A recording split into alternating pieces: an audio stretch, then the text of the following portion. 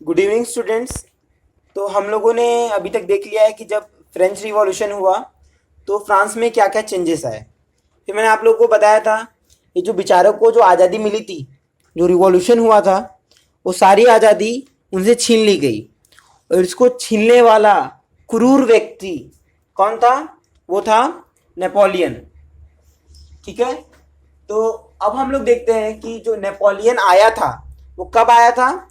वो आया था 1799 में आया और 1815 तक वो रहा। तो जब भैया जी आए तो उनने एक कोड दिया था। उसी कोड का नाम था, कोड मतलब उनने एक रूल्स एंड रेगुलेशन बनाए थे कि भैया देखो हम आए हैं तो ये रूल्स और रेगुलेशन से फ्रांस चलेगा। तो अब देखिए हम लोग जब रूल्स एंड रेगुलेशन देते हैं तो हम ओरली तो डिक्टेट कर नहीं सकते कि आपने ओरली बता दिया और आप बोलोगे सर आपने तो ये बोला था, आपने वो बोला था। तो उसी रूल को प्रॉपर लिखा गया और उसी को बोला गया द सिविल कोड ऑफ 1804। अब हमारी किस्मत खराब है कि हम लोगों को इससे सारे रूल वो तो लिख के चले गया, पर हम लोग को याद रखने पड़ेंगे क्योंकि एग्जाम में पूछता है कि एक्सप्लेन द फीचर्स या what was there in the civil code of 1804। तो हम स्टार्ट करते हैं। तो सबसे पहले हम ये लिखेंगे कि ये दिया किसने। तो हम क्या लिखेंगे कि Napoleon ruled the France from 1799 to 1815। मतलब उसने फ्रांस को रूल किया 1799 से लेकर 1815 तक। और जब वो ये काम किए, उन्हें रूल किया, तो उनने एक कोड लाया, मतलब he introduced a civil code of 1804। ये नाम है पूरा, civil code of 1804। It is also known as Napoleonic code. ठीक है। तो वो आए, उनने एक कोड दिया जिसमें रूल्स एंड रेगुलेशन थे। ठीक है। तो अब हम ये देखते हैं कि वो जो सिविल कोड ऑफ 1804 था उसमें क्या क्या चीजें थी या ये क्या क्या चीजें हुई। तो सबसे पहला पॉइंट है कि इस्टेब्लिश, उन्हें क्या इस्टेब्लिश किया। तो ही इस्टेब्लिश्ड इक्वालिटी बिफोर लॉ। मतलब उनने बोला कि सब लोग, चाहे वो रिच हो, पुअर हो, कोई भी क्लास सेक्शन का हो, सब लोग को इक्वल राइट दिया जाएगा और सबको कानून की नज़र में एक समान देखा जाएगा। यहाँ पे कोई भेदभाव नहीं होगा जैसे हम लोग के यहाँ इंडिया में या अदर डेमोक्रेटिक कंट्रीज में होता है। ठीक है। फर्स्ट पॉइंट क्लियर है। अब अगर हम सेकंड पॉइंट की बात करें तो उनने क्या किया, he gave right to property for French citizens. मतलब उनने क्या बोला कि अब आपको पूरा अधिकार दिया जाता है कि कोई प्रॉपर्टी है उस पर आपका हक दिया जाएगा आपको। मतलब अगर कोई ज़मीन आपकी है खुद की तो कोई उससे आपको आपको उससे आपसे छीन नहीं सकता। वो क्या रहेगा, आपकी खुद की प्रॉपर्टी है। सिर्फ आपको भी पता है हमारे प्रेजेंट इंडिया में भी हमें राइट टू प्रॉपर्टी दिया गया है। जो भी ज़मीन हमारे फादर या हम ओन करते हैं वो बिलोंग करती है हमें, हमारे खुद पे, और सिर्फ इससे गवर्नमेंट ऑफ इंडिया ही ले सकती है, वो भी किसी कंस्ट्रक्शन पर्पस से, चाहे वो रोड हो, रेलवे लाइन्स हो। ठीक है। तो उनने भी उस जमाने में, बाबा आदम के ज़माने में, वो दिया था क्या, right to property for French citizens. मतलब उनने बोला कि आपका ज़मीन आपसे कोई नहीं छीनेगा। ये है द सेकेंड पॉइंट। अब अगर हम थर्ड पॉइंट की बात करें तो थर्ड पॉइंट में उनने क्या किया कि जो भी लोगों को सुविधाएं मिलती थी on the basis of birth, मतलब आपके पिताजी, आपके बापू कोई बड़े अधिकारी है, तो उस समय रूल क्या था कि भैया अगर बापू अधिकारी हैं तो लड़के को भी अधिकारी बनाएंगे। मतलब जो भी आपको सुख सुविधाएं आपके पिताजी के भरोसे आपको मिलती, वो सारे नेपोलियन ने हटा दिया। आप लोगों को बहुत दुख हो रहा होगा ये सोच के, पर ऐसा ही हुआ। मतलब जो भी राइट्स दिए गए थे, मतलब the abolishment of, he abolished all privileges based on birth rights. मतलब आपको जो जन्म के साथ जो अधिकार उस समय मिलते थे वो हटा दिया गया। ठीक है। फोर्थ पॉइंट है कि उनने फ्यूडल सिस्टम को रिमूव कर दिया। मैं समझाता हूं आप लोग को इसका मतलब क्या है। तो he abolishment of feudal, FEUDAL, feudal system. अब ये सिस्टम क्या है, तो उस जमाने में क्या होता था, अभी आप लोग के मन में क्वेश्चन आता होगा कि क्यों किसी व्यक्ति के पास 10 एकड़ 20 एकड़ खेती होती है और किसी व्यक्ति के पास खाली 1 और 2 एकड़ खेती होती है। तो आपके मन में आएगा, तो बहुत लोग सोच रहे होंगे कि सर ऑब्वियस बात है, उसके पिताजी के पास वो 20 एकड़ खेती रही होगी या फिर उसके पिताजी के पास 20 एकड़ खेती रही होगी। तो भैया ये ऐसा कैसे हुआ कि एक व्यक्ति के पास इतनी खेती आ गई। अब ज़रूरी तो ये नहीं ना कि हर व्यक्ति ने मेहनत करके वो लाया हो, या स्टार्टिंग कैसे हुई होगी, किसी के प्रॉपर्टी में कैसे डिसाइड किया गया होगा कि कितने ज़मीन मिलेंगे। तो फ्रेंच में क्या होता था कि जो भी व्यक्ति राजाओं के खास थे, ठीक है, जो भी व्यक्ति राजाओं के खास थे, उनको सर्विस देते थे, तो उनको एज अ गिफ्ट राजा लोग जमीन दे दिया करते थे। मतलब उनको उनके सर्विस के लिए जमीन दे दिया जाता था। तो उसी को वो लगते हैं फ्यूडल सिस्टम। मतलब वो सर्विस देते थे किंग को या कोई लैंड ओनर को बड़े, और उनके बदले उनको जमीन दे दी जाती थी। तो उसे बोला जाता है फ्यूडल सिस्टम। तो जब ये सिविल कोड 1804 आया तो इस सिस्टम को हटा दिया गया। मतलब आप राजाओं के लिए कितना भी अच्छा करो, आपको उसके बदले जमीन तो नहीं मिलेगा, भले पेमेंट मिल सकता है। ठीक है। तो that was the point number 4। अब जो 5th पॉइंट है, ये भी एक नया शब्द है, मैं इसको लिख देता हूं, पहले मैं समझाता हूं फिर आपको। फ्रेड पीजेंट्स या फ्रेड पीजेंट्स फ्रॉम सर्फडम। एक सजेशन है मेरा आप लोगों के लिए कि जब आप नोट्स लिखो, अगर कोई हार्ड वर्ड्स आपको दिखते हैं तो क्या किया करो, उसे अंडरलाइन करके यहाँ पे एक स्टार बना देना और उसके मीनिंग आप कॉपी के ऊपर लिख लीजिए। और जो मैं नोट्स लिखता हूँ, बहुत सारी चीज़ें होती हैं जिसका मैं आपको मीनिंग समझाता हूँ ओरली। आपको लगता है कि आप भूल जाओगे, और आप भूल जाओगे, इतना विश्वास रखिए अपने ऊपर, आप भूल जाओगे। तो क्या करिए, उसी इंस्टेंट आप पेंसिल से उस सेंटेंस के अक्रॉस वो उसका मीनिंग लिख दीजिए। चाहे हिंदी में लिखना है, चाहे इंग्लिश में लिखना है, या चाइनीज़ में लिखना है, ठीक है, या आपकी कोई भाषा होगी उसमें लिखिए, पर उस समय उसका मीनिंग लिख दीजिए, फिर आपको आगे ईजी जाएगा। ठीक है। तो 5th पॉइंट क्या है, फ्रेड पीजेंट्स फॉर्म सर्फडम। अब यहाँ पर होता क्या एग्जैक्टली, बहुत सारे फार्मर्स उस टाइम में, समझिए कोई लैंड लॉर्ड है, बड़ा धन्ना सेठ, उसने क्या किया, लोन दिया किसी फार्मर को, और बदले में फार्मर ने क्या किया, अपना ज़मीन गिरवी रख दिया और उससे बदले में लोन मिल गया। पर मान लीजिए इन केस उसकी ज़मीन वहाँ तो रह गई, पर उस समय खेत उसका फसल नहीं हो पाया, और वो जो लोन उसने लिया था वो डिसाइडेड टाइम में वो रिपे नहीं कर पाता है। तो होगा क्या, अब वो जो लैंडलॉर्ड होगा या तो ज़मीन रख लेगा, या फिर वो क्या करेगा, टैक्स इंटरेस्ट इंक्रीज कर देगा। तो बहुत बार ऐसा होता था कि फार्मर एक बार लोन लेने के बाद वो उसी सिस्टम में रह जाते थे।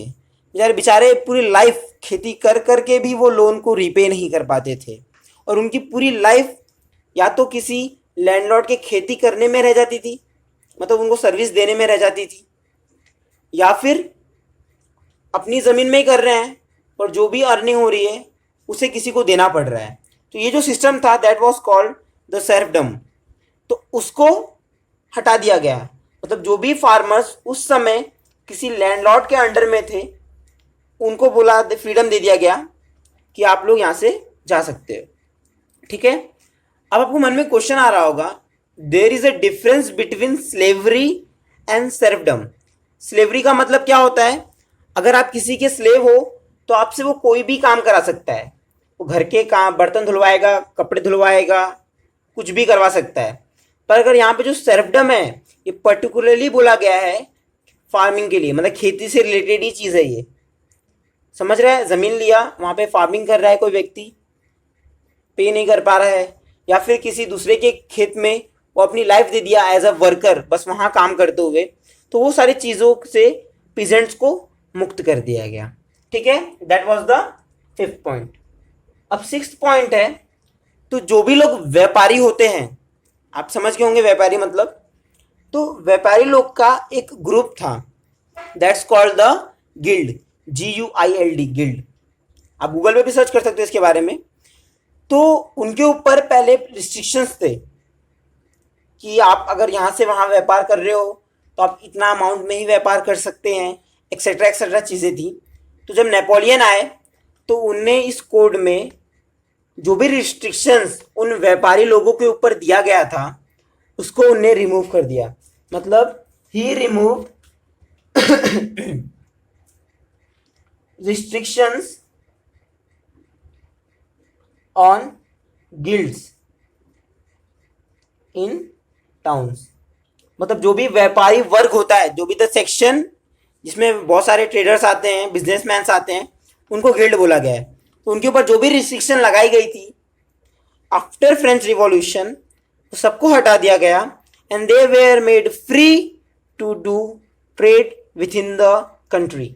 ठीक है, दिस इज द 6th पॉइंट। और लास्ट पॉइंट जो आपको रिमेंबर रखना है सिविल कोड में, वो है कि उनने क्या किया, नेपोलियन ने, कि वहाँ का जो भी ट्रांसपोर्ट और कम्युनिकेशन सिस्टम था उसे उनने इम्प्रूव किया। ठीक है, तो जो सिविल कोड ऑफ 1804 है इसमें रूल्स भी लिखे थे, एज वेल एज क्या क्या चीज़ें नेपोलियन ने किया, क्या क्या चीज़ें हटाई और क्या क्या रिस्ट्रिक्शंस लाए, वो सारे इस कोड, इस बुक में, या फिर कह सकते हो जो एग्रीमेंट है उसमें लिखा गया। ठीक है, तो लास्ट पॉइंट है कि there was improvement in transport and communication system। ठीक है, तो इस कोड में ये भी हम लोग एग्जैक्टली अगर आपको एग्जाम में आता है कि आप क्या फीचर्स लिख सकते हो सिविल कोड के बारे में, क्या अच्छाई थी उसमें, तो ये सारे कुछ पॉइंट्स हैं कि नेपोलियन ने क्या क्या चीज़ें किया, क्या रिमूव किया, क्या चीज़ें की, कैसे। उसमें उन्होंने ये भी बताया कि ट्रांसपोर्ट और कम्युनिकेशन सिस्टम को भी उनने इम्प्रूव किया। ठीक है, अब ये तो रहा इसके एडवांटेजेस, कह सकते हैं हम लोग बेनिफिट्स किसके, सिविल कोड ऑफ 1804। पर आपको पता है कोई चीज़ अगर अच्छी है तो साथ में उसके डिसएडवांटेजेस भी होते हैं, उसके ड्रॉबैक्स भी होते हैं। ठीक है, तो अब हम लोग देखते हैं कि क्या क्या ड्रॉबैक्स थे नेपोलियन रूल के। ठीक है, अब हम लोग देखते हैं ड्रॉबैक्स ऑफ नेपोलियन रूल। ठीक है, कि क्या क्या ड्रॉबैक्स थे। तो सबसे पहला जो ड्रॉबैक था वो था ही इंक्रीज क्या, टैक्सेशन। मतलब भैया जी ने क्या किया, उनने टैक्स बढ़ा दिया। मतलब जो भी सुख सुविधाएं आपको मिल रही है तो वो ऐसे ही नहीं मिलेगी, आपको पहले से ज़्यादा टैक्स पे करना पड़ेगा। ठीक है, तो सबसे पहला ड्रॉबैक था नेपोलियन का, वो था कि उनने टैक्स बढ़ा दिया, मतलब ही इंक्रीज्ड टैक्सेशन। ये पहला पॉइंट था। सेकेंड पॉइंट ये था कि censorship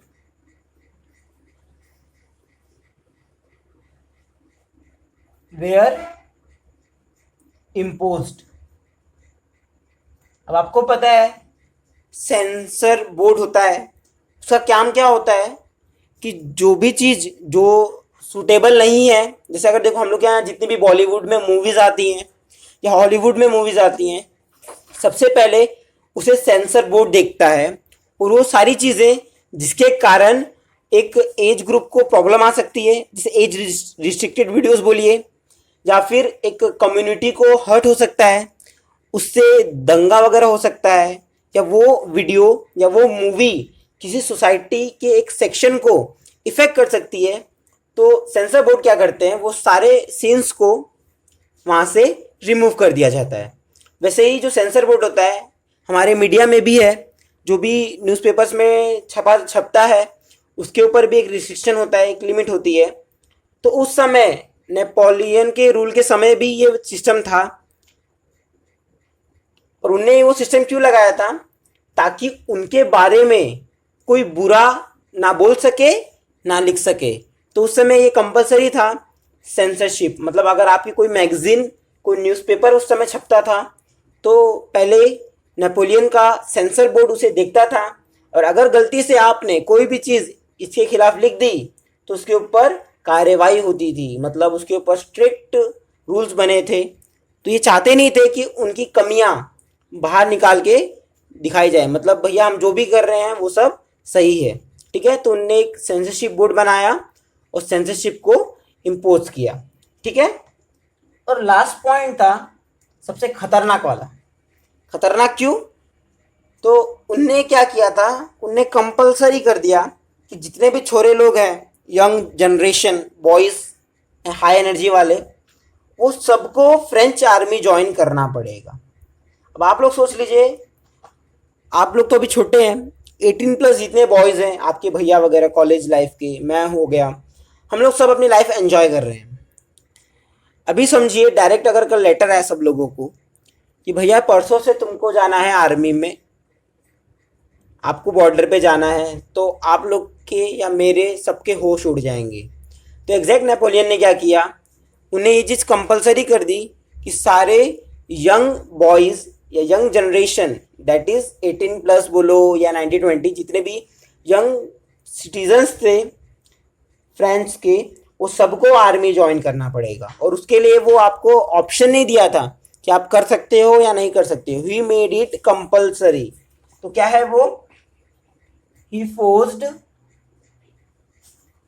citizens to join French army. अब आप सोचिए तो वो क्यों फोर्स कर रहा है, क्योंकि वो चाहता था to conquer the whole Europe, मतलब वो पूरे यूरोप को अपने अंडर लाना चाहता था, इसीलिए वो अपनी आर्मी को बड़ा कर रहा था। He wanted to make it more powerful, ताकि अगर कोई भी वॉर हो तो उसे सोल्जर्स की कमी ना हो। तो he forced citizens to join French army to conquer, मतलब to capture the rest of Europe, मतलब फ्रांस के अलावा बाकी जो कंट्रीज थे यूरोप में आते हैं वो सबको अपने अंडर में लाना चाहता था। Means he wanted to become more powerful. और यही सबसे बड़ा रीज़न था लोग नेपोलियन को नापसंद करने लगे, ठीक है। मतलब उन्हें सडनली लोगों की लाइफ बदल दी, ठीक है। अब एग्जैक्ट क्या हुआ, तो ये तो था भैया जो नेपोलियन आए 1799 से 1815 तक राज किया। उन्हें इंट्रोड्यूस किया सिविल कोड ऑफ 1804, उसके हमने देख लिए क्या क्या चीज़ें थी उसमें, उसके हमने ड्रॉबैक्स भी देख लिया। पर क्वेश्चन आता है कि 1815 के बाद क्या, मतलब 1799 से 1815 तक ही थे भैया, बाद में क्या मर गए, क्या हो गया, तकलीफ क्या हुई कि इतना सही तो चल रहा था। तो तकलीफ क्या हो गई कि जो अदर यूरोपियन पावर्स थे, मतलब जो अदर कंट्रीज थे यूरोप में, जैसे कि ब्रिटेन, पर्शिया, रशिया, ऑस्ट्रिया, वो सारे लोग गैदर होकर नेपोलियन के खिलाफ वॉर किया और उसको डिफीट कर दिया। समझा? तो ये एक इम्पॉर्टेंट पॉइंट है क्या, कि ऑन एक्ट, मतलब या कह सकते हैं 1815 में डिफीटेड, मतलब द नेपोलियन वॉज डिफीटेड, तो हम कह सकते हैं 1815 या इन 1815 Napoleon was defeated by European powers. अब उसमें क्या कौन कौन आते हैं, उसमें आता है the Britain, Russia, Russia and Austria. ठीक है, तो ये सारी कंट्रीज मिलकर उनने नेपोलियन को हरा दिया। अब नेक्स्ट वीडियो में हम लोग देखेंगे कि जब ये लोग सब मिलकर आए तो क्या ये एकता में रहे या इनकी एकता टूट गई, अनेकता बन गई। ठीक है, तो नेक्स्ट वीडियो में हम लोग इसके आगे का पार्ट देखेंगे, जिसमें हम ये देखेंगे कि ब्रिटेन, प्रूशिया, रशिया और ऑस्ट्रिया एक साथ आए तो उन्हें क्या अलग किया, क्या अलग चीजें हुई। ठीक है, तो फिर से आप दिल थाम कर, दिल खोल कर बैठिएगा, इंतज़ार करिएगा 7 बजने का। कल मिलते हैं हम लोग 7 बजे। Okay bye, good night.